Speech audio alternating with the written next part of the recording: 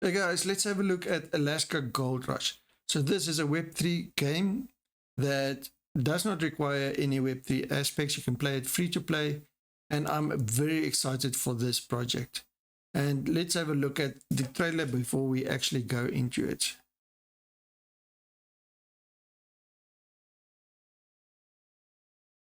Here we go.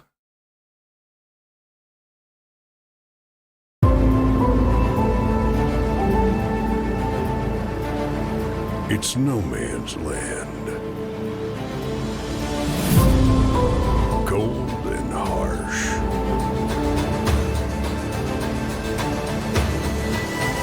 Full of cutthroats, robbers, and other scumbags. But with tremendous opportunities. Everything you find, you can keep. I quite enjoy that trailer. So before we get into it, so this is the Twitter page. You can stay up to date, follow them there. Another reason I'm very bullish on this is they joined up with GameSwift. And if you know the GameSwift ecosystem, they'll be part of the whole ecosystem where you can buy with G-Bucks, if you've got GSPay, and actually buy some of your in-game icons or equipment with G-Bucks. So definitely the ecosystem that they're joining here will greatly enhance the gameplay. So if we break it down further, let's see, it's a Web3 gaming accessible to everybody. You've got earn gold and discover the world. You've got overcoming the challenges of in-game economy. So you need a economy. You've got the first Web3 native game with an open world and exciting plot. So they'll have quests. You will be able to mine. So we'll look at the white paper in a bit. And this is one of the main things. The economy is currently under review by Machinations. I don't know if I butcher that. Gameplay, you'll be able to collect gold. You can start off with buy NFT or land, whatever, or you can just join the free to play and mine gold, work your way up, and eventually buy your land or your mine. Trade NFTs, and then the main thing here is survive. There will be robbers. You've got to fight the elements, the weather, wild animals, all those kind of things. So more information on the website.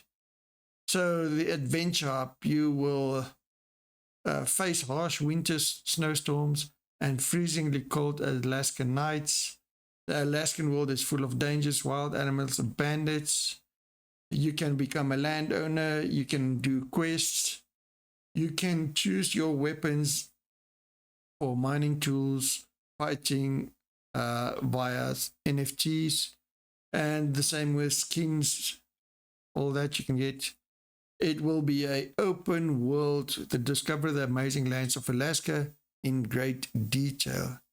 With the Unity 3D engine, as you can see, the graphics looks awesome. Land sale coming up soon. And then the advisors. You can see the roadmap. So they've started building on this in 2020 already. So it's been ongoing for a while. Now, this is where the game gets set apart from most other Web3 games. Other Web3 games, they don't give you a proper breakdown of the economy, the tokenomics, and all that kind of stuff. Here you can see they've gone into great detail about this. So you can actually see exactly what you're getting into, how the tokenomics works. It's well thought out.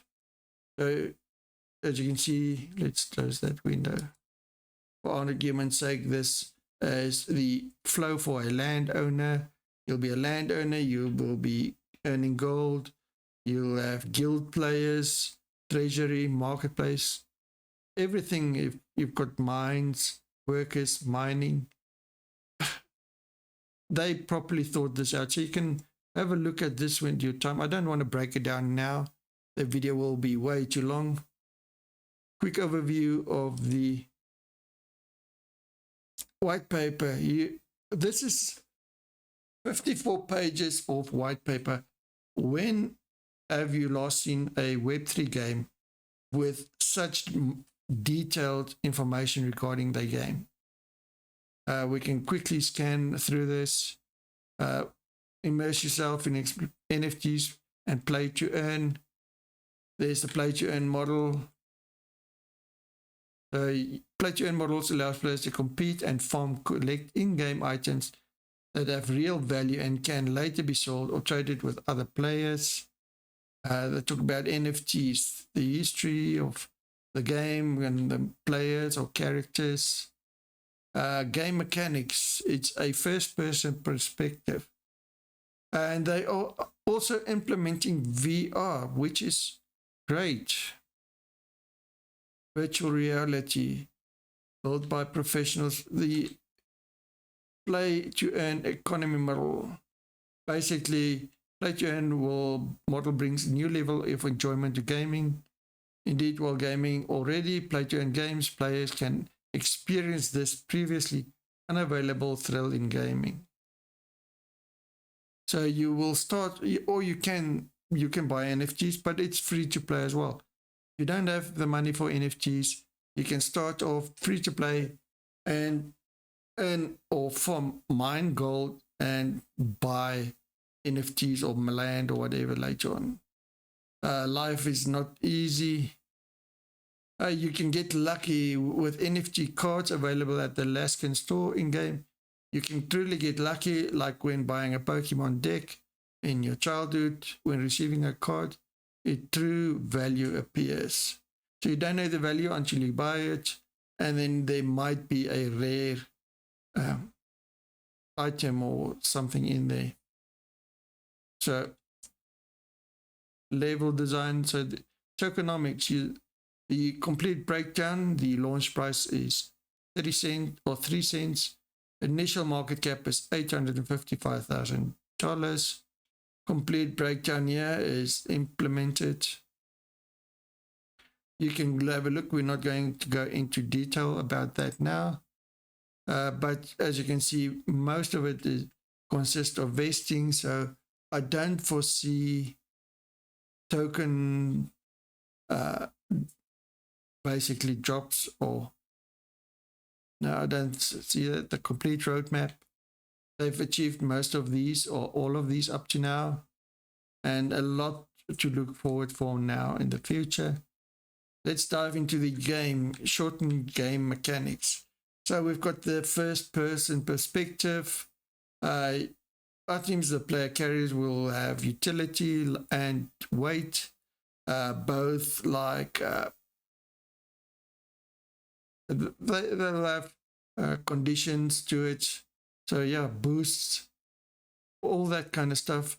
With NFTs, you can upgrade them to my understanding. The players use a built-in map and compass for exploration. You will have a dog sleigh with 4 dogs that will help you travel faster over the map as well as all goods. You will be digging tunnels for your mine, and when that's big enough or wide enough, you can actually do construction in there, support the ceilings, tracks, and wagons. The game engine is Unity, art style, audio, information, story brief, world design. So here you will see the tile sized is 9,216 square, and it's a possible to enlarge a map with more than 1,024 tiles in a feature updates. The game map consists of main city, 1 map, 1 mine, and the wilderness around these locations, the valley in which. So you'll see everything on the map. List of in-game saloon. As you can see, all these: bank, employment office, local market store, plumber, not plumber, sorry about that, pharmacy, husky breeding, gunsmith, blacksmith. Everything's thought out. Equipment. You will use your equipment to farm stuff, fight, all that kind of stuff. Items have their own weight, gold too, and the player has a weight system. Interesting. Of course, it will overload him, so you cannot carry too much. Your slave will help you carry that. Even your mined gold will have weight. So that's interesting. Can you imagine having a slave full of gold? On the way to sell them, you can get robbed. Your quick access bar. There's a quest system. We're not going to go into the side quest. Map, compass, and markers. All that's in there. There will be trade. From these merchants, you can buy inferior tools in the city and expensive food. Things like player have forgotten about but still needs them. So you've got to plan your expeditions. Below is, okay, so there's examples. You can use gold or swap out items as long as the value is more or less the same.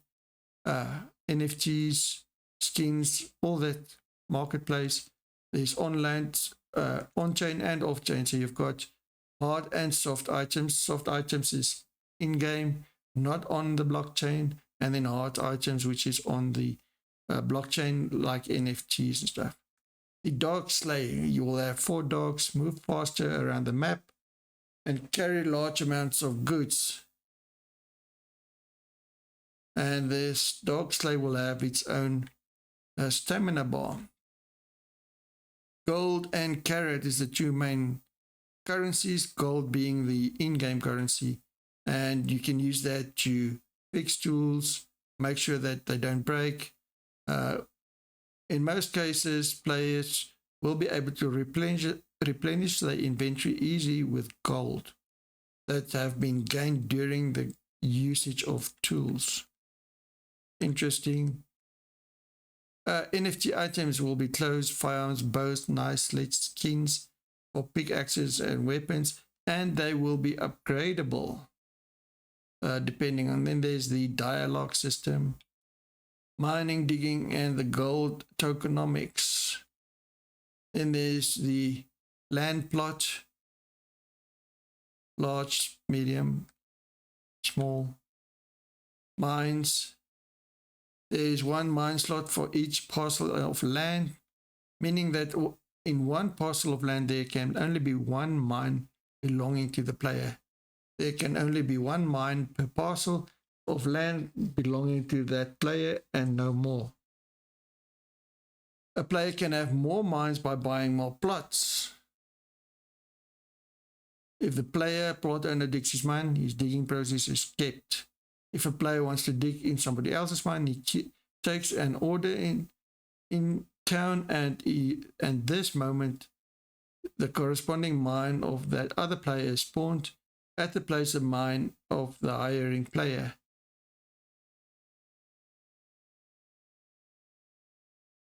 So yeah, and then the other player will earn.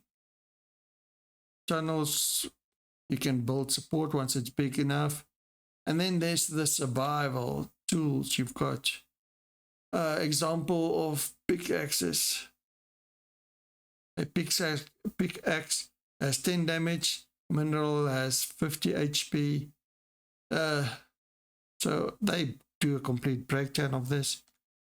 We'll have attributes like speed, range, damage, endurance, and boost rate on these pickaxes. Boosters will be speed, range, damage, endurance. So there's tools and progression and regression. So each tool has its own percentage of deterioration.